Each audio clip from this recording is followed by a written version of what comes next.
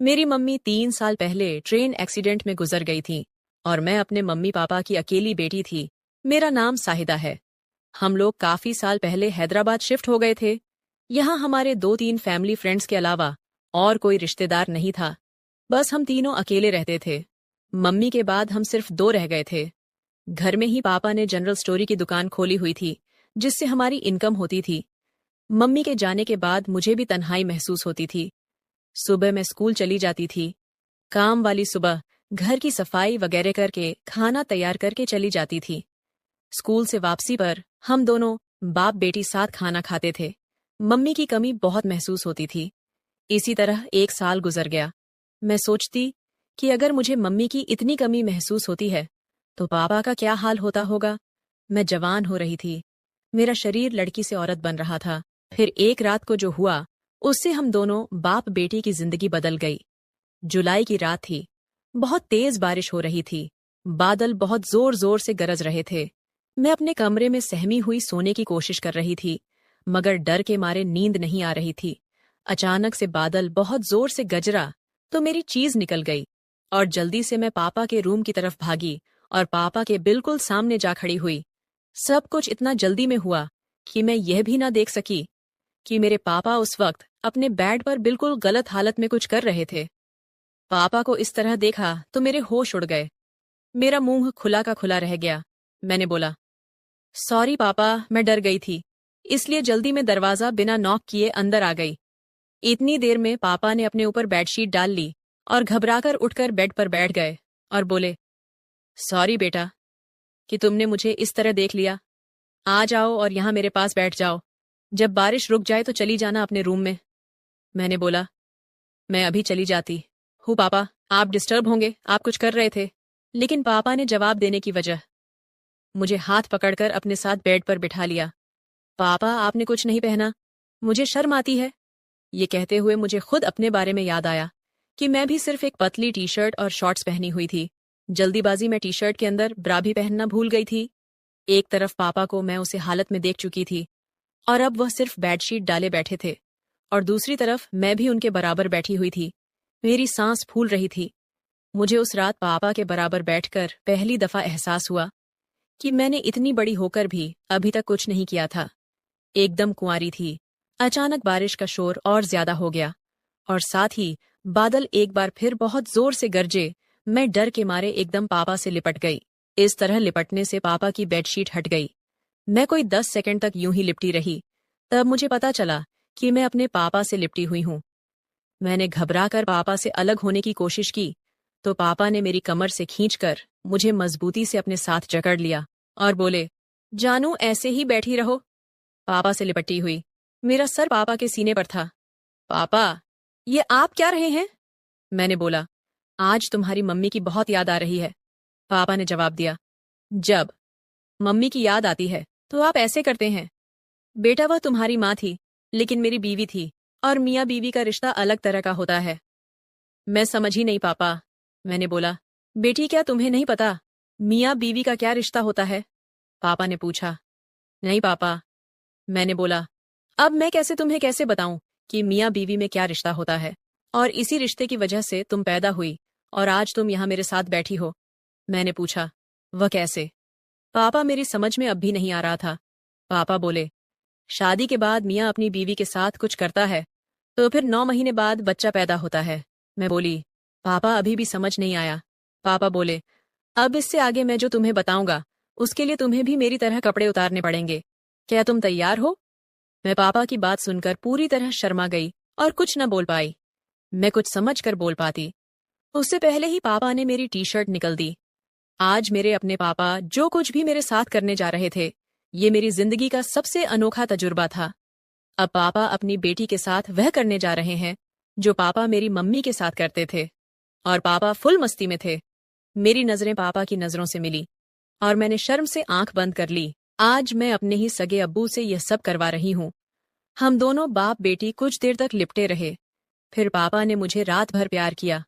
कुंवारी होने की वजह से पहले मुझे बहुत दर्द हुआ। मैं बहुत रोई और चिल्लाई, लेकिन धीरे धीरे पापा के प्यार करते रहने से मैं ठीक होने लगी। दर्द अब बिल्कुल खत्म हो गया था और उसकी जगह अब मुझे इतना मजा आ रहा था कि मैं बता नहीं सकती। पसीने में हम दोनों नहा चुके थे। तो दोस्तों, यह थी मेरी कहानी। अगर आपको पसंद आई हो तो लाइक कर दीजिए, दोस्तों से शेयर करना ना भूलें। मेरा 20 साल का नौकर रामू हमेशा मेरे आगे पीछे घूमता रहता था। मैंने उसे छोटा समझा था, लेकिन एक दिन उसने मुझसे कहा, मालकिन, मुझे छोटा समझने की गलती मत कीजिए।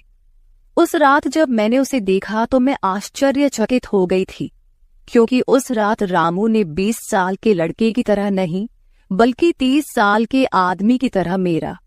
हेलो दोस्तों, आज की इस अनोखी कहानी में आप सभी का स्वागत है। जब से रामू मेरे पास सोने लगा था, तब से मेरे शरीर में बदलाव आने लगे थे। मुझे लगा था कि रामू छोटा है और उसे कुछ समझ नहीं आता होगा, लेकिन धीरे धीरे उसके असली रंग मुझे दिखने लगे। मैंने कभी सोचा भी नहीं था कि 20 साल का लड़का मेरी तरह की 40 साल की महिला को इतना सुख दे सकता है। रामू 20 साल का था। उसे मैं गांव से अपने घर काम के लिए लाई थी। मेरे घर में सिर्फ मैं और मेरा 1 साल का बेटा था। जब मैं काम पर जाती थी तो रामू मेरे बच्चे की देखभाल करता और वह मेरे घर में ही रहता था। मैं बिना शादी के मां बन गई थी। मेरे प्रेमी ने शादी का झांसा देकर मुझसे प्रेम का खेल खेला। जब मैं गर्भवती हो गई तो मैं उसके घर गई और वहां मैंने देखा कि उसकी शादी हो रही थी। उसने मुझसे प्रेम का नाटक किया और किसी और लड़की से शादी कर ली थी। मेरे पेट में पल रहे बच्चे को मारने का मेरा मन नहीं हुआ, और जब मैंने गर्भपात कराने का सोचा, तब तक समय निकल चुका था। मैं 5 महीने की गर्भवती हो चुकी थी। मेरे माता पिता ने मुझे और मेरे बच्चे को स्वीकारने से इनकार कर दिया। तब मैं अकेली रहने लगी। कई महीने पहले मैं अपने गांव गई थी, अपने दादा के 100वें जन्मदिन के लिए। मेरे दादा ने मुझे जन्मदिन का निमंत्रण भेजा था और इसलिए मैं गांव गई थी। मेरे बेटे को वहां सिर्फ मेरे दादा ने ही प्यार से गोद में लिया था। आरव उनके पास खेल रहा था। तभी ऑफिस से मेरा फोन आया और मैं कुछ देर के लिए फोन पर बात करने के लिए बाहर चली गई। जब मैं वापस आई तो मेरा आरव दादा के पास नहीं, बल्कि घर के एक नौकर के पास था। मैंने देखा कि आरव उस नौकर के पास अच्छे से खेल रहा था। मैंने अपने बच्चे को उस नौकर से लिया और वहां से जाने लगी। तभी उस नौकर ने मुझे रोका। वह कहने लगा, मालकिन, मुझे थोड़ी मदद चाहिए। मुझे पैसे की नहीं बल्कि काम की जरूरत है। उसने अपना परिचय दिया और कहा, मैं रामू हूं। मैं इस घर में गाय भैंस के गौशाले की सफाई का काम करता था, लेकिन अब बड़े साहब गाय भैंस बेचने की बात कर रहे हैं। अगर आपके पास कोई काम हो तो दीजिए। मुझे काम की बहुत जरूरत है। मेरे माता पिता भी मजदूरी करते हैं। मुझे काम की बहुत जरूरत है। तब मैंने कहा, मेरे बच्चे की देखभाल का काम है, लेकिन इसके लिए तुम्हें शहर चलना होगा। इस काम के लिए मैं तुम्हें 5,000 रुपये महीना दूंगी। रामू मेरे साथ शहर आने के लिए तैयार हो गया। आरव उसके साथ अच्छे से रहता था और यह देखकर मैंने रामू को अपने घर लाने का फैसला किया। रामू तब से मेरे घर में ही रहने लगा। उसने कहा कि हर 4 महीने बाद जब थोड़े पैसे जमा हो जाएंगे, तब वह अपने गांव जाएगा। रामू दिन भर मेरे बच्चे की अच्छे से देखभाल करता और घर के कामों में भी मेरी मदद करता। रामू को घर आए 1 महीना हो चुका था और इस 1 महीने में उसने मेरा दिल जीत लिया था। उसकी देखभाल से मेरे बेटे की सेहत भी सुधर गई थी। जो आरव मुझे परेशान करता था, अब वह रामू के हाथों से अच्छे से खाना खाता था। मैंने रामू को एक अलग कमरा दिया था। एक दिन रात में आरव बहुत रोने लगा।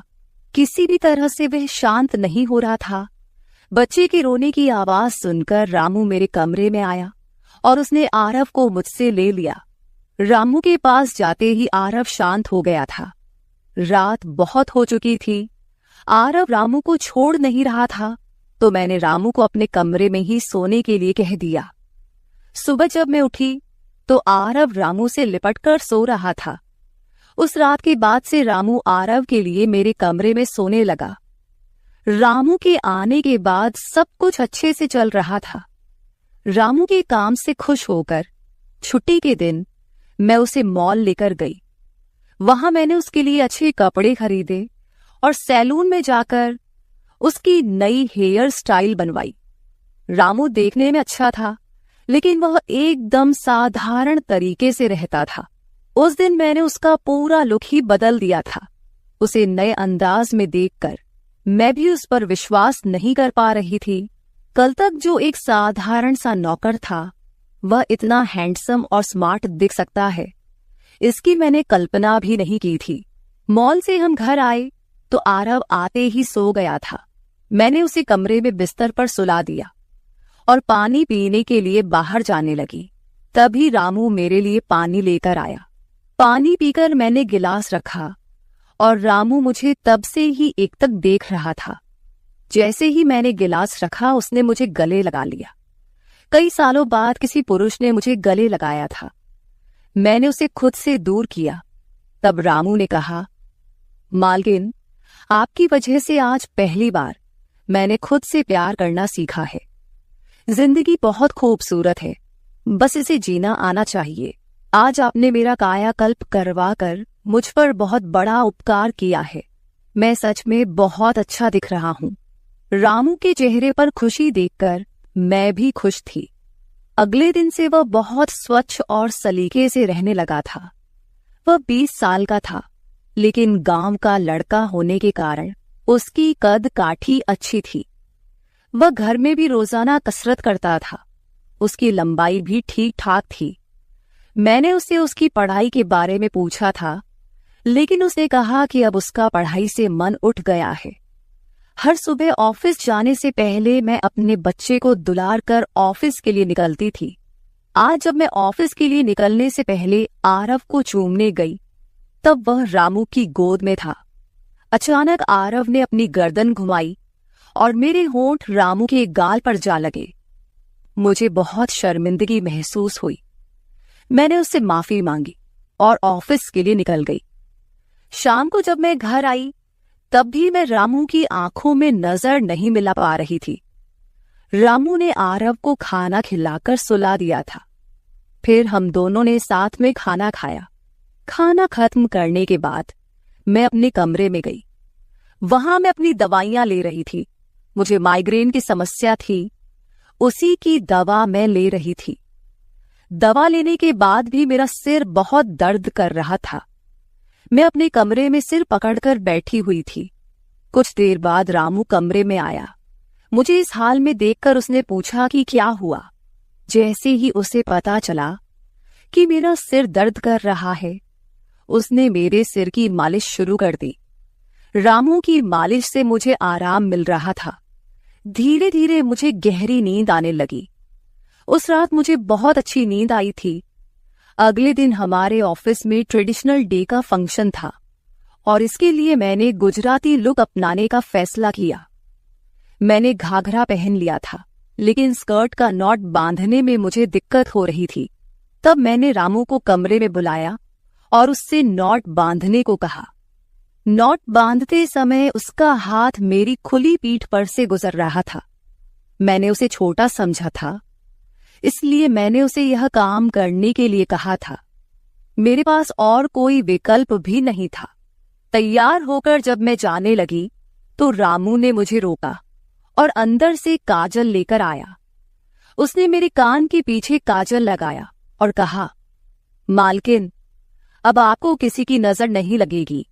आप बहुत सुंदर लग रही हैं। उसकी बात सुनकर मैं हंसी और चलने लगी। उस दिन शाम को जब मैं घर आई तो मेरे साथ मेरी एक सहेली और उसका प्रेमी भी आया। रामू ने आज बहुत अच्छा खाना बनाया था। मेरी सहेली प्रिया 4-5 दिन मेरे घर रुकने वाली थी। अगले 3 दिन उसका प्रेमी भी मेरे घर पर था। अगले दिन रात को रामू ने खाना बनाया और प्रिया और उसके प्रेमी को खाने के लिए बुलाया, लेकिन वे दोनों कमरे में ही ड्रिंक कर रहे थे। प्रिया तो बहुत ज्यादा पी चुकी थी। वह खाना खाए बिना ही सो गई। उसका प्रेमी रोहन हमारे साथ खाना खाने बैठा। उसने कहा, प्राची, तुम प्रिया से भी ज्यादा सुंदर हो।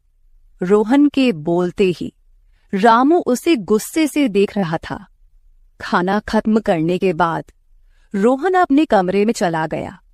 उसके जाते ही रामू मुझसे कहने लगा, मालकिन, आपके ये कैसे दोस्त हैं? मुझे उस आदमी की बात बिल्कुल भी अच्छी नहीं लगी। तब मैंने रामू से कहा, मैं तुझे घर के सदस्य की तरह मानती हूं। इसका यह मतलब नहीं कि तू मेरे मेहमानों से कुछ भी कहे। तेरा काम है आए हुए मेहमानों की सेवा करना, इसलिए तू सिर्फ वही कर। बाकी मुझे कुछ सिखाने की जरूरत नहीं। रामू को डांट कर मैं अपने कमरे में चली गई। मैंने उसे डांट दिया था, फिर भी वह मेरे लिए पानी लेकर आया। तब मैंने अपनी दवा ली और पानी पीकर सो गई। आज रामू मेरे कमरे में सोने नहीं आया था, ऐसा मुझे लगा। लेकिन सुबह जब मेरी आंख खुली तो मैंने उसे अपने बगल में पाया। सुबह मेरी आंख खुली तो मेरे सामने प्रिया थी। वह बहुत गुस्से में लग रही थी। रामू को मेरे सामने लाया गया। उसके हाथ में प्रिया की ओढ़नी बंधी हुई थी। प्रिया ने कहा, तुम्हारे इस देहाती नौकर ने मेरे प्रेमी का हाथ तोड़ दिया है। रामू बस सिर हिलाता रहा और बोला, मालकिन, मैंने कुछ भी नहीं किया। रात को रोहन साहब नशे में थे, तभी उनका संतुलन बिगड़ गया होगा और वे गिर गए होंगे। रामू भला रोहन साहब पर हाथ क्यों उठाएगा? प्रिया अब भी नशे में लग रही थी, ऐसा मुझे लगा। रामू ने मेरे लिए उन दोनों से माफी मांगी। प्रिया और रोहन तभी वहां से चले गए। रामू मुझसे भी माफी मांगने लगा। मुझे पता था कि उसने कुछ नहीं किया था। आज मैंने छुट्टी ली थी क्योंकि कई दिनों से मैं बहुत व्यस्त थी। आज सोचा कि खुद के लिए थोड़ा समय निकालूं। नाश्ता करने के बाद मैं फिर से 1 घंटे के लिए सो गई। आरव भी मेरे साथ सो गया था। उठने के बाद मुझे 1 कप चाय की जरूरत महसूस हुई। मैं रामू को चाय बनाने के लिए पुकार रही थी, लेकिन उसकी तरफ से कोई जवाब नहीं आ रहा था। उसे ढूंढते ढूंढते मैं उसके कमरे में गई। वहां जाकर देखा कि रामू अभी अभी नहाकर बाथरूम से बाहर आया था। उसने शर्ट नहीं पहनी थी। मैंने पहली बार उसे इस तरह देखा। रामू का शरीर बेहद मजबूत था। उसका शरीर किसी योद्धा की तरह दिख रहा था। मैं उसे टकटकी लगाकर देख रही थी। मुझे उस वक्त कोई होश नहीं था। कई सालों बाद मैं किसी जवान पुरुष को इस तरह बिना कपड़ों के देख रही थी। मैं उसे टकटकी लगाए देख रही थी। तभी रामू ने मुझे आवाज दी। वह मेरे सामने शर्ट पहनकर खड़ा था, फिर भी मैं अपनी सुध-बुध खोए उसे देख रही थी। उसने मेरी आंखों के सामने चुटकी बजाई। तब मैं होश में आई और उससे कहा कि मेरे लिए चाय बना दे। आज घर में ही थोड़ा खुद का स्किन केयर करने का सोचा, इसलिए दोपहर के समय मैं अपने कमरे में अपना पार्लर चलाने लगी। उस समय मैंने शॉर्ट्स और गाउन पहन रखा था और मैं अपने पैरों का वैक्सिंग कर रही थी। वैक्सिंग करते समय गलती से मैंने थोड़ा ज्यादा गर्म वैक्स अपने पैर पर लगा लिया, जिससे जलन हुई और मेरे मुंह से तेज आवाज निकल गई। मेरी आवाज सुनकर रामू दौड़ता हुआ मेरे कमरे में आया। उसने मेरे जले हुए पैर को देखा। उसने मेरे पैर से गर्म वैक्स हटाया और वहां क्रीम लगा दी। उसके हाथ बार बार मेरे पैर पर अनजाने में फिर रहे थे और उस वक्त मेरे मन में जो भावनाएं उत्पन्न हो रही थीं, उन्हें व्यक्त करना मेरे लिए मुश्किल हो रहा था। रामू की नजर मुझ पर पड़ते ही मैं दर्द से कराह उठी। मुझे इस हालत में देखकर उसने कहा, बाई साहब, अब आप बस आराम से लेट जाइए। आपको जो भी करना है मुझे बताइए, मैं आपकी मदद कर दूंगा। मैंने उसे मेरे दूसरे पैर का वैक्सिंग करने को कहा। रामू ने जैसा मैंने बताया वैसा ही किया। उसने मेरे चेहरे की मसाज भी कर दी। उसके स्पर्श से मुझे बहुत आराम मिला। आज का छुट्टी का दिन मेरे लिए आरामदायक बीता। रामू में हर गुण भरा हुआ था। वह किसी भी काम में पीछे नहीं था। आज रात मैंने उसे मेरे कमरे में सोने के लिए मना कर दिया। दिन भर मैं घर में नहीं होती, कम से कम रात को तो मुझे मेरे बच्चे के साथ अकेले समय बिताना चाहिए। हर बार रामू का आना मुझे पसंद नहीं था, इसलिए मैंने उसे कमरे में सोने के लिए मना कर दिया। इस तरह दिन बीतने लगे। कुछ दिनों तक रामू के बिना आरव रात को सो नहीं पाता था, लेकिन धीरे धीरे उसने रोना बंद कर दिया। मुझे अपने अंदर कुछ बदलाव महसूस होने लगे थे। सुबह उठते ही मेरा शरीर बहुत दुखने लगता था। अचानक ये सब क्यों हो रहा है, समझ नहीं आ रहा था। कुछ दिनों में मेरी शारीरिक पीड़ा इतनी बढ़ गई कि मुझे बिस्तर से उठने की भी इच्छा नहीं होती थी। तब मैंने ऑफिस से 1 हफ्ते की छुट्टी ले ली। कुछ दिनों आराम किया, शायद थोड़ा ठीक हो जाऊं। अब पूरा वक्त आरव रामू के साथ रहता था। जब उसे भूख लगती तो वह बीच बीच में मेरे पास आ जाता।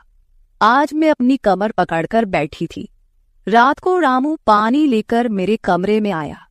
मेरी कमर पर हाथ देखकर उसने समझ लिया कि मुझे बहुत तकलीफ हो रही है। रामू ने कहा, बाई साहब, अगर आपको कोई आपत्ति ना हो तो मैं आपकी कमर की मालिश कर देता हूं।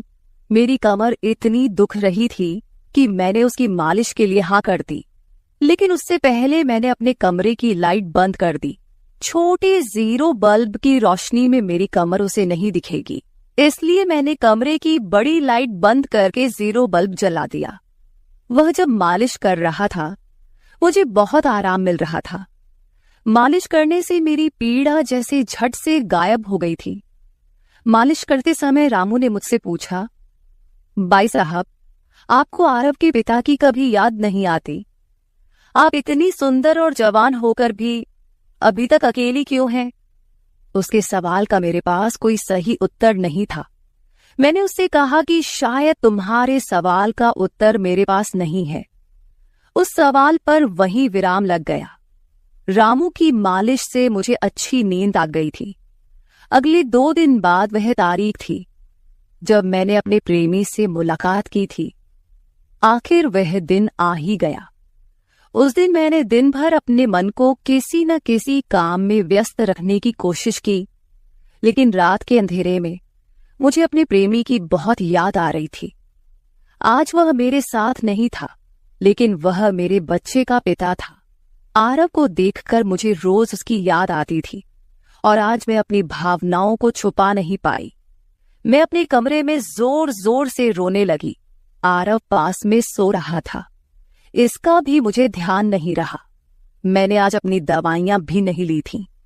रामू पानी लेकर मेरे कमरे में आया। मुझे रोते हुए देखकर उसने मुझे पानी पिलाया। जब मैं शांत हुई तो उसने मुझे दवाइयां दी। मेरे रोने की आवाज से आरव हल्का हिलने लगा। वह जाग न जाए, इसलिए रामू मुझे अपने कमरे में ले गया। वहां जाकर मैंने उसे कसकर गले लगा लिया।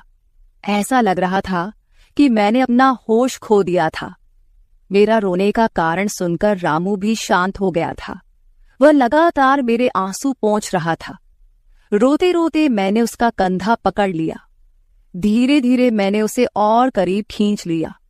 मैंने उससे कहा, रामू, आज की रात मैं तुम्हारे साथ बिताना चाहती हूं। तब रामू ने कहा, भाई साहब, मैं अभी छोटा हूं, मुझे कुछ भी नहीं आएगा। उसकी बात सुनकर मैंने उसे और पास खींच लिया। उस रात मैं उसके कमरे में थी, लेकिन सुबह जब मैं उठी तो वह मेरे पास नहीं था। उसकी शर्ट वहीं पड़ी हुई थी। जब मैं बाहर गई तो मैंने देखा कि रामू मेरे बच्चे को दूध और बिस्किट खिला रहा था। मुझे आरव का ख्याल नहीं आया था, लेकिन रामू ने नहीं भुलाया। उसने हम दोनों माँ बेटे को खुश कर दिया था। रात की थकान के बाद मैं सुबह देर से उठी थी। दिन भर रामू ने मुझसे नजरें नहीं मिलाई। आज प्रिया मुझसे मिलने घर आई थी। वह रामू की तरफ देख भी नहीं रही थी। रामू ने उसे पानी दिया और कमरे से बाहर चला गया। थोड़ी देर बातें करने के बाद प्रिया जाने लगी। जाते समय उसने मुझसे कहा, जितनी जल्दी हो सके अपने नौकर को यहां से निकाल दो। वह दिखने में जितना मासूम लगता है उतना है नहीं। उसकी बात का मैंने खास ध्यान नहीं दिया। रोज की तरह रात को खाना खाने के बाद रामू ने मुझे पानी का गिलास मेरे कमरे में लाकर दिया और उसने आरव को भी सुला दिया था। आरव आज बाहर हॉल में झूले में सो रहा था। रामू उसकी देखभाल कर रहा था। मैंने अपने कमरे की लाइट बंद कर दी और सो गई। कुछ समय बाद मुझे आरव की आवाज सुनाई दी। उसकी आवाज से मेरी नींद खुली। मैं उठने वाली थी कि तभी उसकी रोने की आवाज बंद हो गई। कुछ समय बाद मुझे अपने कमरे का दरवाजा खुलने की आवाज सुनाई दी। मैं चुपचाप सब देख रही थी। रामू मेरे कमरे में आया था। उसने मेरे पास आकर यह देखने की कोशिश की कि मैं सो रही हूं या नहीं, और फिर उसने मेरा मोबाइल उठाया। उसकी वह खोजबीन देखकर मैंने जल्दी से कमरे की लाइट ऑन कर दी। मुझे जागता हुआ देखकर वह चौंक गया। मैंने उसके हाथ से अपना मोबाइल छीन लिया। मैंने उससे कहा, रामू, यह सब क्या चल रहा है? तुम इस वक्त यहां क्या कर रहे हो? वह कुछ नहीं कहकर वहां से जाने लगा, लेकिन मैंने उसे इतनी आसानी से छोड़ने का इरादा नहीं किया था। मैंने उसे उसका वीडियो दिखाया जिसमें वह प्रिया के बॉयफ्रेंड पर हाथ उठा रहा था। उस दिन रोहन के मोबाइल का कैमरा गलती से चालू रह गया था और उसमें उनकी हाथापाई रिकॉर्ड हो गई थी। सुबह जब प्रिया मुझसे मिलने आई थी तब उसने मुझे वह वीडियो दिखाया था और तब से मैं रामू पर नजर रख रही थी। रामू, तुमने झूठ क्यों बोला? तुमने रोहन पर हाथ क्यों उठाया? तब उसने कहा, जो भी आप पर बुरी नजर डालेगा उसके साथ मैं यही करूंगा। मालकिन, उस रात जब रोहन नशे में था वो आपके कमरे में आया था। वो आपके साथ कुछ गलत करने की कोशिश कर रहा था और इसलिए मैंने उस पर हाथ उठाया। रामू की बात सुनकर मैंने कहा, ठीक है, मैं तुम्हारी बात मानती हूं, लेकिन तुम मुझे नींद की दवा क्यों दे रहे थे? आज मैंने तुम्हें मेरे पानी में दवा मिलाते हुए देखा है। तुम्हारी नजर मुझ पर थी और तुम जो चाहते थे वह मैंने तुम्हें दे दिया है। अब अपना हिसाब करो और गांव निकलो। मेरी बात सुनकर रामू बोला, मालकिन, आप जैसा सोच रही हैं वैसा कुछ भी नहीं हुआ है। कल रात मैंने आपके साथ कुछ भी गलत नहीं किया। मैंने आपके पानी में नींद की दवा मिलाई थी जिससे आप मेरे पास आते ही सो गई थीं और मुझे आपके साथ कुछ भी गलत नहीं करना था। कुछ दिन पहले मैंने आपको रात में फोन पर बात करते हुए देखा था। मैंने आपकी बातें सुनी थी। आप फिर से अपने उस प्रेमी से मिलने की तैयारी कर रही थी। आपकी मुलाकात आपके ही घर में तय हुई थी। मुझे यह सब पता था। आप उससे ना मिले, इसलिए मैं आपको रात में नींद की दवा दे रहा था। वह व्यक्ति अब भी आपको धोखा दे रहा है। वह आपसे झूठ बोल रहा है। वह आपके बच्चे को आपसे छीनने के लिए आपके करीब आ रहा है। उसकी पत्नी को बच्चा नहीं हो सकता, इसलिए वह आपके पास आ रहा है। उसने अपनी पत्नी को तलाक नहीं दिया है। वह आपसे झूठ बोल रहा है।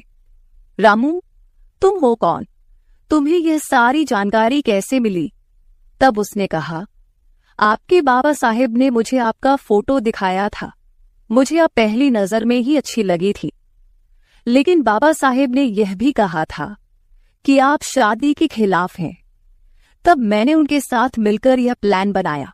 आपके दिल में अपनी जगह बनाने के लिए मैं यहां आया था, लेकिन यहां आने के बाद मैंने देखा कि बहुत से लोग आप पर बुरी नजर रखते हैं, इसलिए मैंने आपकी सुरक्षा करनी शुरू कर दी। रामू 20 साल का नहीं था। मेरा पहला शक सही निकला। वह 30 साल का था और एक अच्छी नौकरी पर था। उसने मेरे प्यार के लिए इतनी मेहनत की थी। रामू ने मेरे प्रेमी के बारे में जो भी कहा था वह सब सच था। रामू ने मेरे प्रेमी की सारी जानकारी सही निकाली थी। रामू जैसा ईमानदार पति और मेरे बच्चे का पिता मिलना मेरे लिए बहुत बड़ी बात थी। मैं अपने प्रेमी के धोखे के जाल में फंसने से बच गई थी। आज मैं विक्रांत उर्फ रामू के साथ बहुत खुश हूं। वह मुझसे और मेरे बच्चे से बहुत प्यार करता है। मेरे बाबा साहिब की वजह से आज मेरा परिवार शुरू हुआ। मुझे रामू जैसा पति मिला, ये मेरा सौभाग्य था। दोस्तों, जो आपसे सच्चा प्यार करता है वह किसी भी कठिनाई में आपका साथ नहीं छोड़ता। रिश्ते निभाने वाले को किसी वजह की जरूरत नहीं होती और रिश्ते तोड़ने वालों के लिए एक बहाना भी काफी होता है। तो दोस्तों, ये थी हमारी आज की छोटी सी कहानी। आपको ये कहानी कैसी लगी कमेंट करके जरूर बताएं। अगर आप ऐसी ही और भी इंटरेस्टिंग कहानियां सुनना चाहते हो तो चैनल को सब्सक्राइब जरूर कर ले और बेल नोटिफिकेशन ऑन कर ले ताकि आपको मेरी आने वाली हर वीडियो समय से मिल सके। कल मिलेंगे एक और वीडियो के साथ। धन्यवाद। नौकर जोर लगा लगाकर मेरा मसाज करता। मैं उसको पैसे पकड़ाती तो कहता, रहने दो मालकिन, वसूली रात को करूंगा। मैं कुछ समझ नहीं पाती। जैसे जैसे वह मसाज करता मुझ पर खुमारी बढ़ती ही जाती और मैं सुकून से गहरी नींद सो जाती। लेकिन एक रात मुझे नींद नहीं आई। मेरे तो होश उड़ गए जब उस रात मसाज करते करते उसने, मेरा नाम दामिनी है, मैं बहुत खूबसूरत थी, इसीलिए शादी से पहले हर दिन मेरे लिए रिश्ता आता था। मैं अपने माँ बाप की इकलौती बेटी थी, इसलिए मेरा बाप चाहता था कि मैं डॉक्टर बनकर उसका नाम रोशन करूं। मगर जब मेरे लिए इतने अच्छे रिश्ते आते थे तो मेरी माँ मुझे कहती कि तुम अपनी पढ़ाई छोड़ दो ताकि मैं तुम्हारी शादी कर दूं। मगर मैं अपनी माँ से कहती थी कि मुझे तो डॉक्टर बनना है। मगर ये सुनकर मेरी माँ को गुस्सा आ जाता था और वह कहती थी कि तुम अभी शादी कर लो, ये डॉक्टर की पढ़ाई बाद में कर लेना। मगर मेरा बाप नहीं मानता था, इसलिए मेरी माँ एक बुजुर्ग बाबा के पास गई और उनसे कहा कि मैं अपनी बेटी की शादी करना चाहती हूँ। मगर उसका बाप नहीं मान रहा। कोई ऐसा ताबीज दो कि उसका बाप शादी के लिए फौरन मान जाए। उस बुजुर्ग ने मेरी माँ से 2000 रुपए लिए और ऐसा ताबीज दिया कि मेरा बाप मेरी शादी के लिए फौरन मान गया। ये रिश्ता दरअसल मेरे बाप के दोस्त ने अपने बेटे के लिए मांगा था और कहा कि आपकी बेटी शादी के बाद भी डॉक्टर बन सकती है। ये सुनकर मेरे बाप ने उससे शादी के लिए फौरन हाँ कह दिया और मैं विदा होकर अपने ससुराल आ गई। मेरे ससुराल वाले बहुत अमीर थे, इसलिए मैं और मेरे पति अलग घर में रहते थे। मेरा पति अपने बाप का बिजनेस संभालता था, इसलिए वह सुबह से शाम तक बिजी रहता था।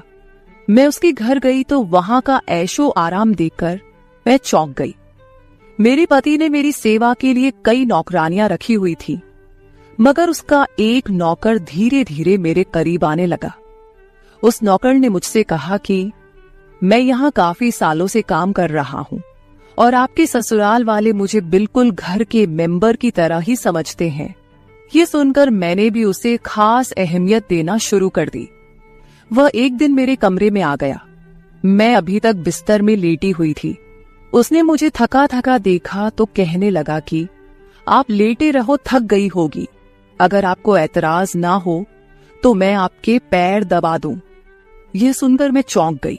मैं खूबसूरत थी, जवान थी, लेकिन मुझे मेरे पति के अलावा किसी मर्द ने नहीं छुआ था और ना ही मैंने किसी नौकर से कभी अपने पैर दबवाए थे।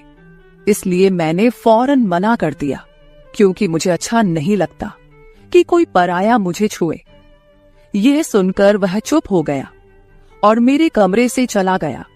तभी मुझे एहसास हुआ कि मैंने उसकी बात का जवाब बहुत सख्ती से दिया था। शायद वह पहले भी मेरे ससुराल में ऐसे काम करता होगा, मगर मैंने साफ इनकार करके उसका दिल तोड़ दिया था। दरअसल मैं बहुत नरम दिल थी, इसलिए मुझे बाद में अफसोस होने लगा। मैं उसके बारे में सोचने लगी कि यह नौकर तो काफी जवान और खूबसूरत है, मुझे इससे पैर नहीं दबवाना चाहिए था। शायद मेरे पति को यह बात अच्छी न लगे। अगले दिन भी ऐसा हुआ। नौकर ने यही बात मुझे दोबारा कहा। मैं उस दिन बहुत थकी हुई थी, इसलिए मैंने अपने पैर बिस्तर से नीचे कर लिए और उससे कहा कि तुम मेरे पैर दबा दो। यह सुनकर वह खुश हो गया और उसने मेरे पैर दबाने शुरू कर दिए। वह इतने धीरे धीरे पैर दबा रहा था कि मुझे फिर से नींद आने लगी। ये देखकर वह नौकर कहने लगा, मालकिन, आपको नींद आ रही है, आप बिस्तर पर लेट जाओ। मैं आपके पैर दबाता रहूंगा। मैं जैसे मदहोशी में थी, इसलिए फौरन बिस्तर पर लेट गई। वह नौकर बिस्तर पर आ गया और मेरे पैर दबाने लगा। उसके बाद मुझे होश नहीं रहा और मैं सो गई। मुझे नहीं पता था कि मैं कितने घंटे सोती रही। मेरी आंख खुली तो मैंने देखा कि वह नौकर अभी तक मेरे पैर दबा रहा था। ये देखकर मुझे उस पर तरस आ गया और मैंने हाथ बढ़ाकर अपना पर्स खोली और कुछ नोट निकाले और उस नौकर के हाथ में रख दिए। ये देखकर वह शर्माने लगा। मालकिन, आप मुझे पैसे देकर शर्मिंदा कर रही है। मेरी सैलरी अच्छी है, मुझे इन पैसों की जरूरत नहीं है। ये सुनकर मैंने उससे कहा कि यह पैसे तुम्हारी मेहनत के हैं। ये सुनकर उस नौकर ने मुझसे वह पैसे लिए और मेरे कमरे से निकल गया। मेरा पति रात को देर से आता था, इसलिए मैंने शाम को फिर उस नौकर को अपने कमरे में बुलाया और उसे कहा कि तुम्हारी मालिश से मुझे बहुत अच्छी नींद आती है, इसलिए जब तक मेरा पति घर नहीं आ जाता तब तक तुम मेरे कमरे में ही रहना। शायद नौकर को पैसे का लालच आ गया था, इसलिए वह मेरी बात सुनकर खुश हो गया और कहने लगा, मैं तो आपका मामूली सा नौकर हूँ, जैसा आप कहोगे मैं वैसा ही करूंगा। आपके पैर दबाता रहूंगा ताकि आपकी थकान उतर जाए और आपको सुकून मिले। ये सुनकर मैंने उससे कहा कि तुम्हारे हाथों में जादू है, इसलिए तो मेरी सारी थकावट उतर जाती है। एक दिन नौकर ने मुझसे कहा कि आपकी सास भी कभी कभी मुझसे मसाज करवा लेती थी। ये सुनकर मैं चौंक गई। मुझे मेरी सास ऐसी नहीं लगती थी, मगर वह नौकर झूठ बोलने वाला नहीं लगता था। मुझे ससुराल आए 1 महीना होने वाला था, इसलिए मैंने नौकरों को परख लिया था। वह मुझे हर बात सच ही कहता था। मेरे घर में नौकरानियां भी काम करती थी, मगर वह झूठी और बेईमान थी। वह मुझसे जो बात सुन लेती थी उसे पूरे मोहल्ले में मशहूर कर देती थी, इसलिए मैं उन्हें अपने कमरे में नहीं आने देती। ये नौकर इस घर का पुराना नौकर था, इसलिए मैं उस पर भरोसा करती थी। नौकर भी मेरे कमरे में आता था, मगर अपनी नजरें झुकाकर रखता था। वह मेरे जिस्म को हाथ लगाता, मगर उसकी नीयत खराब न थी। ऐसा हर रात होता था। एक दिन मैंने अपने पति से कहा कि जब से हमारी शादी हुई है हम कहीं घूमने फिरने नहीं गए। ये सुनकर मेरे पति ने कहा कि जब से हमारी शादी हुई है तुम भी तो हर वक्त नींद में रहती हो। मैं रात को घर आता हूँ तो तुम गहरी नींद में होती हो। दिन को मेरे पास वक्त नहीं होता और रात को मेरे घर आने से पहले तुम सो जाती हो। ये सुनकर मैं अपने दिल में सोचने लगी कि यह सब नौकर की मालिश की वजह से हो रहा था। मेरे पति की शिकायत सही थी। मुझे रोज रात को अपने पति के लिए जागना चाहिए था। उस दिन मैंने फैसला किया कि आज रात जब नौकर मुझे मालिश के लिए कहेगा तो मैं इनकार करूंगी, ताकि मुझे नींद ना आए और मैं अपने पति के आने तक जागती रहूं। शाम हुई तो मैंने नहाकर खुद को खूब तैयार किया और दुल्हन बनकर बिस्तर पर बैठ गई। नौकर मेरे कमरे में आया तो उसने मुझे मालिश के लिए पूछा, मगर मैंने साफ इनकार कर दिया। मेरी बात सुनकर वह कुछ उदास हो गया और वापस चला गया। कुछ देर बाद नौकर मेरे कमरे में आया तो उसके हाथ में दूध का गिलास था। मैंने खाना नहीं खाया था, इसलिए फौरन दूध पी ली और अपने पति का इंतजार करने लगी, मगर मुझे नींद आ गई और मैं सो गई। सुबह में जागी तो नौकर फौरन मेरे कमरे में आया और कहने लगा, मालकिन आपके लिए नाश्ता लेकर आऊं।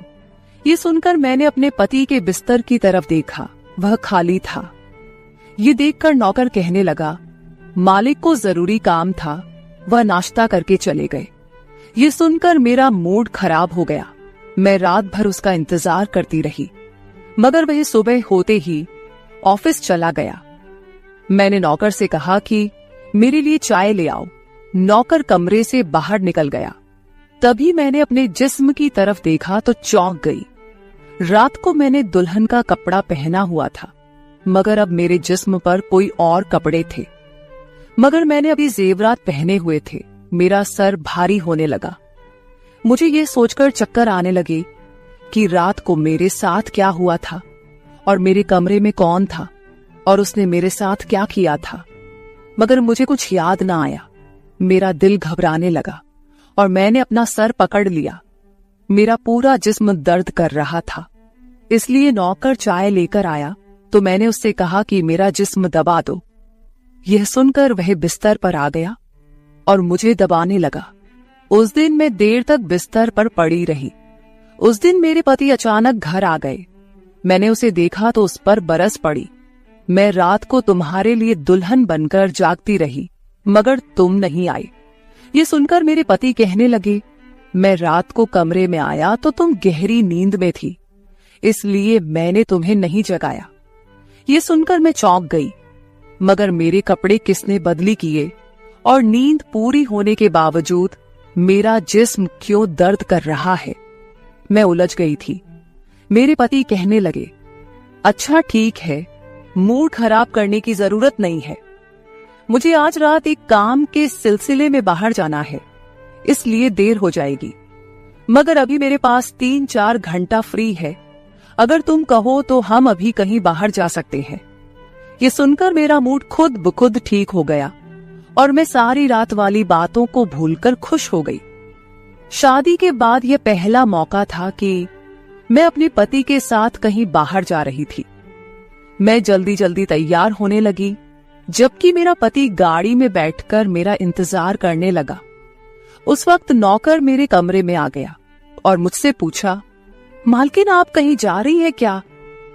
ये सुनकर मैंने उससे कहा कि हाँ, मगर तुम क्यों पूछ रहे हो? ये सुनकर नौकर कहने लगा, मैं आपका नौकर हूं, मगर आपको यही सलाह दूंगा कि आप बाहर नहीं जाओ, क्योंकि आपका जिस्म थक जाएगा। ये सुनकर मुझे गुस्सा आ गया और मैंने उससे कहा कि तुम मेरे नौकर हो, मेरे पति बनने की कोशिश मत करो। ये कहकर मैं बाहर चली गई। न जाने मुझे किस बात पर गुस्सा आ गया था। मैंने उस नौकर को खूब खरी खरी सुना दी। वह भी अपनी औकात जान गया था। तभी तो मैं जब घर आई तो वह मेरे सामने नहीं आया। मेरे पति मुझे गेट पर उतारकर वापस बाहर जा चुके थे। जबकि मैं अंदर आई तो मेरा सारा जिस्म बुरी तरह दुख रहा था। शायद मेरे जिस्म को मालिश की आदत हो गई थी। तभी तो रात होते ही वह मालिश के लिए तड़पने लगता था, लेकिन मैंने उस नौकर को नाराज कर दिया था, इसलिए आज वह मेरी मालिश करने नहीं आया। मगर मुझे उसकी जरूरत थी, इसलिए मैंने एक नौकरानी को बुलाया और उस नौकर को बुलाने को कहा। थोड़ी देर गुजरी थी कि वह नौकर मेरे कमरे में आ गया, मेरे बिस्तर पर बैठ गया और चुपचाप मेरे पैरों को दबाने लगा। ये देखकर मुझे शर्मिंदगी हुई। मैंने उसे इतना बुरा भला कहा, मगर उसने मेरी बात को बिल्कुल बुरा नहीं माना। मैंने उसे चुप देखा तो कहने लगी, मुझे उस वक्त पता नहीं क्या हो गया था, इसलिए मैंने तुम्हें खरी खरी सुनाई। मैं इतने दिनों के बाद अपने पति के साथ कहीं बाहर जा रही थी, इसलिए मुझे तुम्हारा टोकना अच्छा नहीं लगा, इसीलिए मुझे माफ कर दो। मैं उसकी मालकिन थी और उसे इस काम के पैसे देती थी, मगर अब भी मुझ में इंसानियत जिंदा थी, इसलिए मैंने मालिक होकर भी नौकर से माफी मांग ली, क्योंकि वह भले ही नौकर था, मगर वह एक इंसान भी तो था।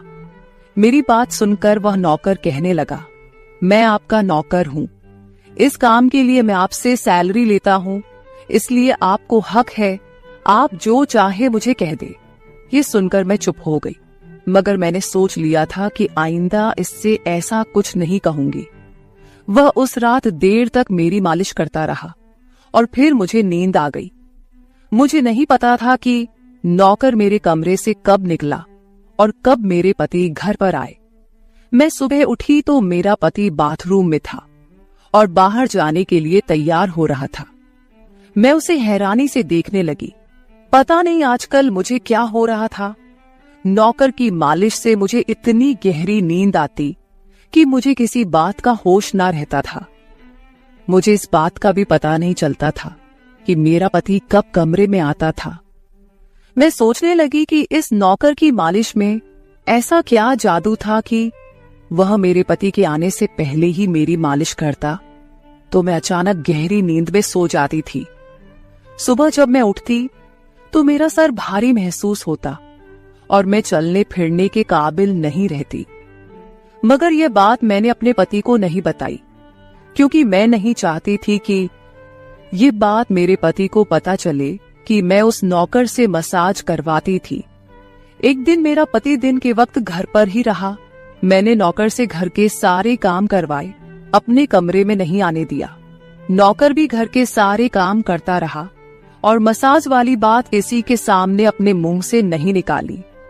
मैं भी चाहती थी कि यह बात किसी को पता ना चले। इस दौरान जब मेरा पति घर से बाहर जाता था, मैं उस नौकर को कमरे में बुला लेती थी।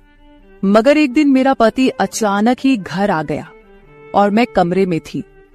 यह देखकर मैं बहुत घबरा गई और सोचा कि पति के आने से पहले नौकर को भगा दूं। मगर यह नौकर भी बड़ा समझदार था। मेरे पति के आने से पहले दूसरे काम पर लग गया और मेरे पति को कुछ पता नहीं चला। मैं मसाज घर की नौकरानियों से भी करवा सकती थी, मगर उस नौकर के हाथ में क्या जादू था कि मैं उसे हर रोज अपने कमरे में बुला लेती थी। मुझे पता नहीं क्या हो जा रहा था। जिस रात मैं नौकर से मसाज नहीं करवाती थी, उस रात मेरे पूरे जिस्म में दर्द हो जाता था। सुबह में जागती तो मेरा सर भारी हो जाता था और मुझे थकान भी हो जाती थी। एक रात मैंने नौकर से मालिश करवाई और गहरी नींद सो गई। सुबह मेरी आंख खुली तो फिर से मेरे कपड़े चेंज हो चुके थे। ये क्या माजरा था? ऐसा कौन करता था? क्या मेरा पति मेरे साथ ऐसा कर रहा था? मैं सोच में पड़ गई। मैंने शीशे के सामने जाकर देखा तो चौंक गई। मेरे पूरे जिस्म पर लाल निशान पड़ गए थे। यह कैसे निशान थे? मैं अपने जिस्म पर हाथ फेरने लगी। मैं जैसे उस निशान को मिटाना चाहती थी, मगर ऐसा न हुआ। अगले दिन फिर मैंने अपने जिस्म को देखा कि निशान खत्म होने के बजाय फैलने लगे थे। मैं घबरा गई। तभी मेरे कमरे में नौकर आ गया और उसने मुझे मालिश को कहा। मैं उस निशान को छुपाना चाहती थी, इसलिए उसे कहा कि आज तुम सिर्फ मेरे पैर दबा दो। उसने मुझसे कुछ नहीं पूछा, मगर मैं अंदर ही अंदर डर रही थी। किसी दिन मेरे पति ने यह निशान देख लिए तो मैं उसे क्या जवाब दूंगी। मैं ये सोच सोचकर थक चुकी थी, इसलिए मैंने तकिए पर पैर रख दिए। नौकर मेरा मसाज करने लगा। मेरी आंखें नींद से बंद होने लगी थी। तभी मुझे नौकर ने ऐसी बात कह दी जिसे सुनकर मेरे होश उड़ गए। उसने मुझसे कहा, मालकिन आप मुझे बहुत अच्छी लगती हो। मेरी आंखें बहुत बोझल होने लगी थी। मुझे उसकी बात समझ नहीं आई और फिर मैं गहरी नींद सो गई। सुबह मेरी आंख खुली तो मेरा पति भी बिस्तर में लेटा हुआ था। मेरा सर भारी हो रहा था और जिस्म दर्द से छूट रहा था, मगर उसके बावजूद मैं अपने पति के करीब गई और उसे धीरे से उस निशान के बारे में बता दिया। मैंने सोचा कि यह निशान बढ़ रहे थे, इसलिए मुझे यह बात अपने पति को बता देनी चाहिए। ये सुनकर मेरे पति ने मेरे जिस्म से कपड़ा हटाया तो वह उछल पड़ा। वह मुझसे दूर हो गया और कहने लगा, तुमने मुझे धोखा दिया है, बेवफाई की है और तुम्हें उसी की सजा मिली है। यह कोई बीमारी नहीं है, बल्कि तुम्हारा गुनाह है। मुझ में क्या कमी थी जो तुमने दूसरा मर्द तलाश कर लिया? मैं काम में बिजी था, मर तो नहीं गया था कि तुमने एक और चक्कर चला लिया। यह सुनकर मैं हक्का बक्का रह गई। मैंने उससे कहा कि यह आप कैसी बातें कर रहे हैं, मैं बेकसूर हूं। मगर मेरा पति हंसने लगा और कहने लगा, ये निशान बता रहे हैं कि तुम गुनहगार हो, इसीलिए मेरे घर से निकल जाओ। मैं तुम्हें तलाक के पेपर भेज दूंगा। उसने मुझे धक्के मार मार कर घर से निकाल दिया। मैं रोते हुए अपने माँ बाप के घर आ गई और उन्हें अपनी बेगुनाही का यकीन दिलाया। वे मेरे अपने थे, इसलिए उन्होंने यकीन कर लिया। उन्होंने कहा कि वह मेरे पति से बात करने जाएंगे, मगर उनके जाने से पहले ही तलाक के कागज आ गए और मेरी हंसती मुस्कुराती दुनिया उजड़ गई। मैं इसका जिम्मेदार किसको ठहराती? कोई भी तो नहीं था। मैं कई दिनों तक रोती रही। मुझे ऐसा लगने लगा था जैसे मैं मरने वाली थी। एक दिन मेरी माँ मेरे कमरे में आई और कहने लगी कि तुमसे कोई मिलने आया है। मैं भागकर गई कि शायद मेरे पति आए हों, उसे मेरी बेगुनाही का एहसास हो गया हो। मगर वहां मेरा पति नहीं था, बल्कि वही नौकर था जो उसके घर काम करता था। मैंने उसे आने का कारण पूछा तो वह कहने लगा, मैं आपके उन निशानों के बारे में जानता हूं। ये सुनकर मैं चौंक गई। मैंने उसको कसकर पकड़ा और उसकी शर्ट का बटन एक झटके से खोल दिया। मुझे अब समझ आया कि मेरे पति ने मुझ पर इतने गंदे इल्जाम क्यों लगाए थे। ये कहकर मैंने नौकर के सीने पर मुक्के मारने शुरू कर दिए। मैंने कहा, ये निशान मेरे जिस्म पर कैसे आए? तुमने मसाज के बहाने मेरे साथ क्या क्या किया था? मुझे सच सच बताओ। ये सुनकर नौकर ने मेरे दोनों हाथ पकड़ लिए और कहने लगा, मेरा नाम राजेंद्र है और मैं तुम्हारे साथ यूनिवर्सिटी में पढ़ता था, मगर मुझे तुमसे प्यार हो गया। मैं भी डॉक्टर बनना चाहता था और मैंने सोचा था कि जब हम दोनों डॉक्टर बन जाएंगे तो मैं तुम्हारे बाप से तुम्हारा हाथ मांग लूंगा। मगर एक दिन तुम्हारी सहेली की जुबानी मुझे पता चला कि तुम्हारी माँ तुम्हारी शादी जल्द करना चाहती है, इसलिए मैंने डर कर तुम्हारे घर रिश्ता भेजा। मगर तुम्हारे बाप ने इनकार कर दिया और कहा कि मैं अपनी बेटी की शादी तब करूंगा जब वह डॉक्टर बन जाएगी। इसलिए मैं टेंशन